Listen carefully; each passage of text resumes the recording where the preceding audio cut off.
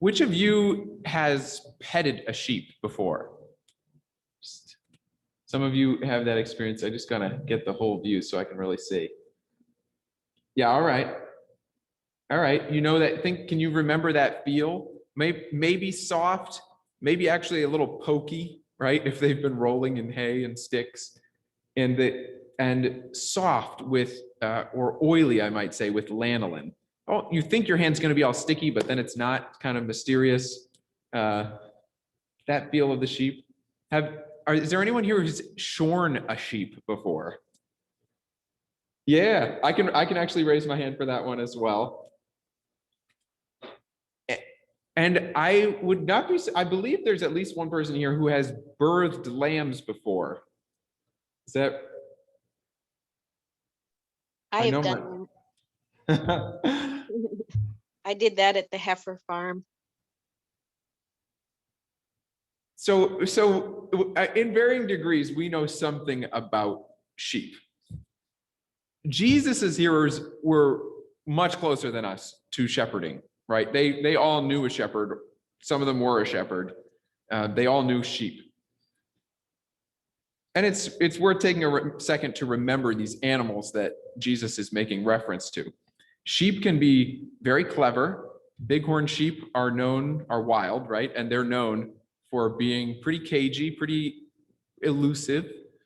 I once had the jaw-dropping experience of watching some bighorn sheep skitter down this embankment and then just free drop for the last 15 to 18 feet onto rock, and then run away up this defile. But also, domesticated sheep can be pretty foolish.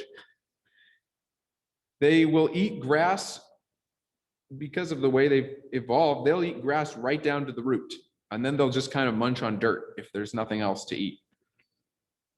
They're unable to drink water from a running stream particularly well, as I mentioned in the e-news. They're easily panicked, and they have a habit of wandering off.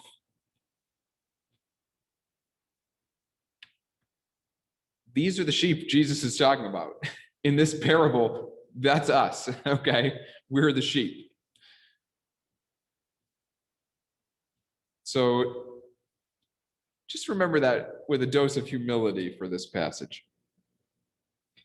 And having gotten the texture of that, we have ourselves in the right frame of mind to appreciate the real subject of the passage, which is the Good Shepherd, right? This is not primarily one of the how to live your life pieces of scripture.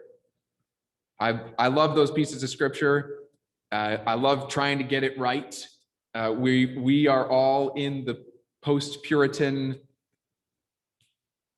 expression of Christianity, the Protestant expression of Christianity, which loves working on living rightly. But living rightly has to have a deeper reference point. And this is one of those reference point passages. This is a who God is piece of scripture. I am the Good Shepherd. Jesus is calling forward an image that is known to his hearers from their daily life. He's also calling forward an image that is all throughout the Hebrew scriptures. Abraham and Sarah were a shepherding family. Moses was a shepherd. King David started out as a shepherd. The prophets spoke about the coming Messiah as a shepherd to the people. There will be one shepherd for one people, they said.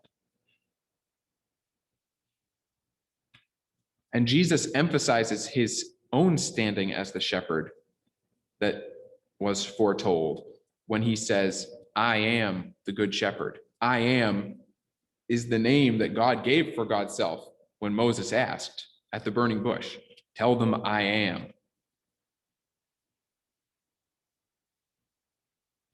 And having stood up into this Messiah role, this Messiah shepherd role, Jesus in the few words we read today, he actually elevates or transforms that role in two ways. And both of these revelations are about a fuller knowledge of who God is. The good shepherd lays down his life for the sheep. None of the prophets spoke about the Messiah in this way. Not the Messiah shepherd. The good shepherd lays down his life for the sheep. We all have different circles of relational commitment, right? When I hire a daycare worker to take care of my kids, I interview them and I am hopeful that they will take good care, but I don't believe that they will take the same kind of care of my child as I do. Actually, their role almost demands that they don't, right? Because probably they're taking care of a bunch of people's kids at the same time. And there are times, we know about circles of relational commitment because there are times when we commit to a new layer of a relationship. I remember how surprised I was at 24 years old when I found myself considering proposing to my now spouse. And I had this intention during college and afterwards of trying to be really equally available to all people. I didn't live up to this, but my aspiration was to be equally available to people who I thought were pretty awesome, fun people, and people who, whose time with them didn't really do too much for me. But I tried to relate on it with equal love, equal availability. But it really looked to me like marriage would mean that sometimes someone would ask for my support and I'd have to say to them, my time availability, my spiritual availability is booked. I've made a prior relational commitment.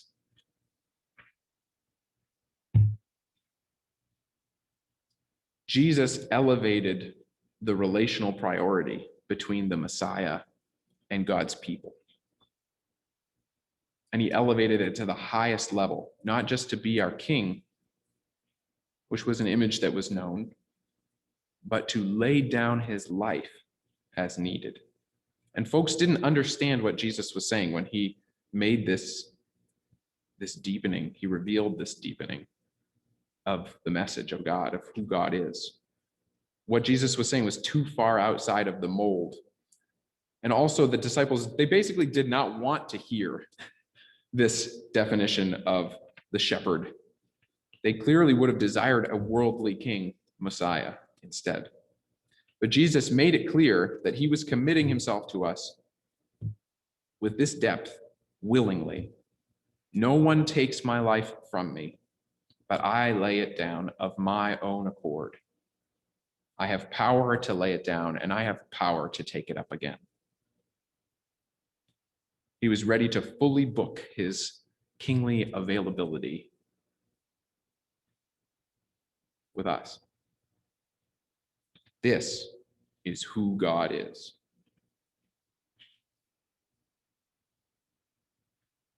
Jesus' second deepening of the Messiah shepherd role was an expanding of the flock. I have other sheep that do not belong to this fold. I must bring them also, and they will listen to my voice. So there will be one flock and one shepherd. It's like we're a bunch of sheep who think we're alone and being called home by the shepherd, and we all run into the pen, and then we look around and there's a bunch of other sheep that we're not used to seeing around. That was a radical shock for Israel. I mean, that, again, hard to hear if you're used to what the prophets have said. And I think if we're honest, it's an affront to our egos as well. There are some folks whose lives that I see and I judge, and I say in my heart, these people are not on God's team. They're not part of the flock. Oh yeah, they call themselves Christians, but they're not. Well, I better watch myself. God's flock has people who don't practice the way I practice. God's flock includes people who are not Christian. There are poor sheep in God's flock. There are incarcerated people in God's flock. There are immigrant sheep in God's flock. There are sheep with coarse language. There are sheep who didn't get good grades in school. Come on. It's not just 2,000 years ago that God is trying to break open our imaginations, that the flock is bigger than we think, that there are people we've tried to imagine as outside of the call of God and outside the flock of God. Jesus said, I will lay down my life for all of these. We put these two expansions of the Messiahship together, and they're particularly profound. I will lay down my life not just for you people who think you're so special and chosen. I will lay down my life for all the people whom I love, even those that astound you to be beside. This is who God is. Perfectly content to affront our ego and desire for specialness on the way to gather all sheep.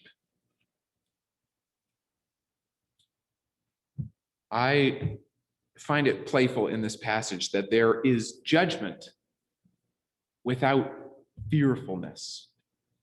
Jesus does not speak of any single sheep which does not hear his voice. The judgment is simply that we tunnel-visioned sheep don't anticipate all of our coming neighbors in God's fold. We create the terms of our own shock.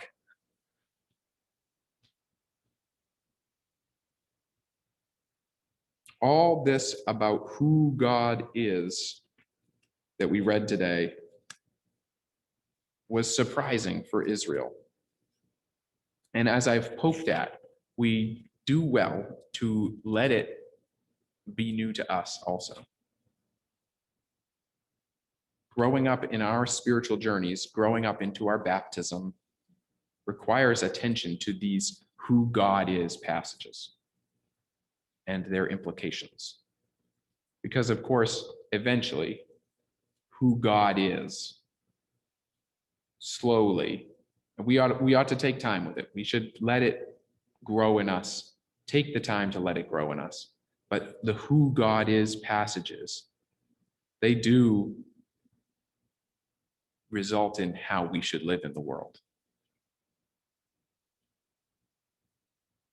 In closing, I will share one of my favorite poems by Wendell Berry.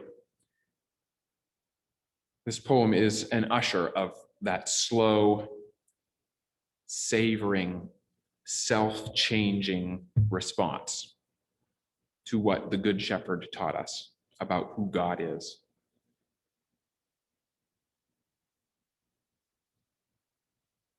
Willing to die, you give up your will.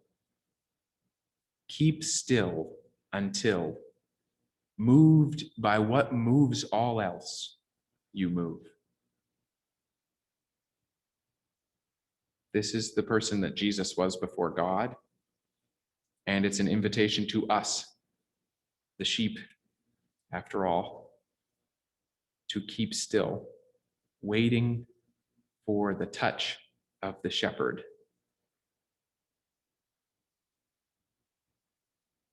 Willing to die, you give up your will. Keep still until, moved by what moves all else, you move.